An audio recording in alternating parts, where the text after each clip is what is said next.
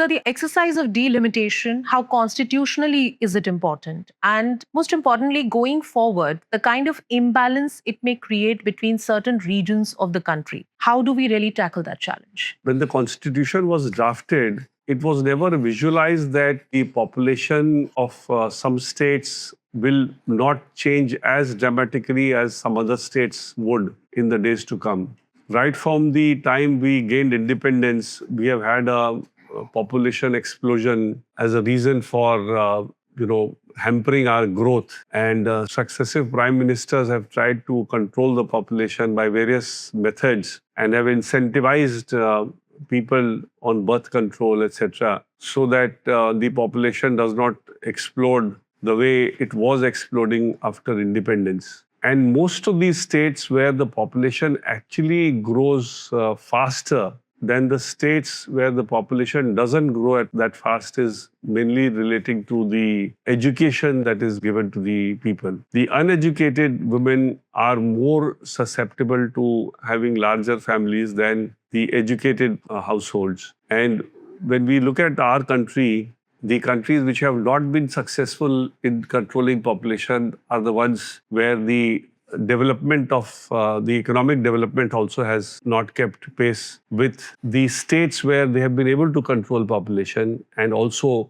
been able to accelerate the economic development of the state. Even the literacy ratio in states which have been able to control population is far, far higher than the literacy ratio which is there in states which have not been able to control their population. Now, the difference is so large today that if delimitation exercise were to happen in the present Lok Sabha, because the constitution does not require the number of seats in the parliament to be increased at the time of the delimitation. The delimitation is an independent exercise. There is no necessity to increase the strength of the Lok Sabha for the purpose of doing the delimitation. And constitutionally, if delimitation were to be done on the basis of the present strength of the Lok Sabha, most of the southern states will have lesser number of parliamentarians in the Indian parliament as compared to the Hindi heartland, so to say, which will get the major benefit of the loss that will be suffered by these southern states. It is for this reason that the constitution has frozen the delimitation to 1971,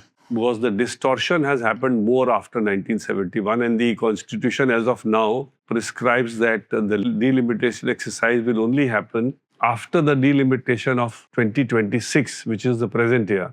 And if the delimitation were to happen in this year, that also will not alter the composition of the parliamentarians in various states, because it is the constitution amendment says after 2026.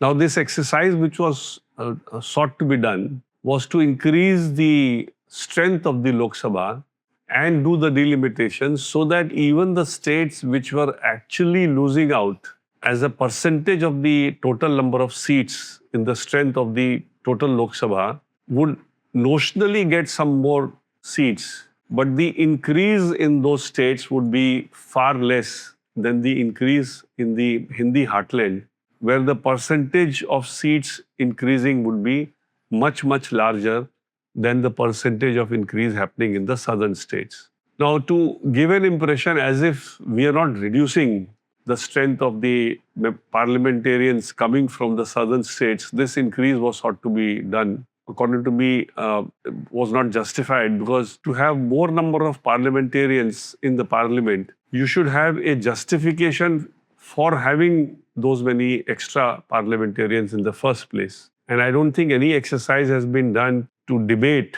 or to consider that 543 people inside the present parliament are not sufficient to debate on important issues concerning the governance of this country or for the purposes of making laws, which should be a precondition to increase the strength of the parliament. Now, if the present parliament with these numbers do not require extra members for the purposes of debate in parliament or for the purposes of governance of this country, then simply increasing the number because you don't want the southern states to feel that they have lost out on the actual numbers, whereas they may lose as a percentage of the total number, according to me, is really an eyewash and should not happen. Because the moment you have a larger parliament, Lok Sabha, several complications arise. The percentage of ministers in the Lok Sabha would also accordingly go up exponentially, because the number of ministers that you can have in a parliament is a percentage of the total strength of the Lok Sabha. And the moment the strength of the Lok Sabha goes up, that percentage automatically goes much higher.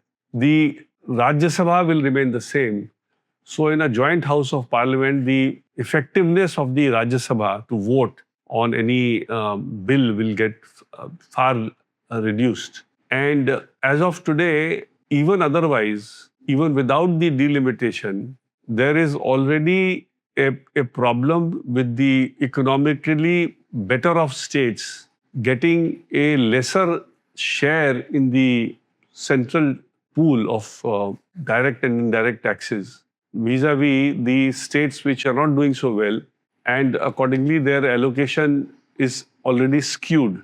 And this delimitation exercise would make it even, more pronounced, so to say, because the economic development has already happened at a faster pace in these states which have been able to control their population, and accordingly they contribute to the revenues as a proportion much higher than the other states, and still they are getting lesser when the pie is distributed by the central government. So I think these are very serious issues which need to be considered, debated upon. There should be a way to find a solution to ensure that a state which is doing better, both in terms of population control or in terms of literacy, also in terms of economic development, should not be made to suffer vis-a-vis states which have not done as well on all these three counts. So I think it's a issue which needs to be debated upon.